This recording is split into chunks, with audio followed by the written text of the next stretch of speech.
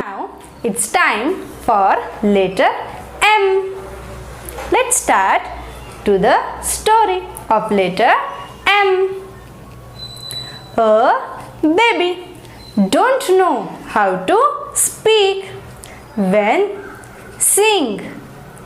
Mama, it just said ma ma ma. एक बाळ, त्याला बोलायचं कसं हे माहीत नाहीये. ते जेव्हा मम्माला बघतं तेव्हा म्हणतं म म म म. Yes, the sound of letter M is M.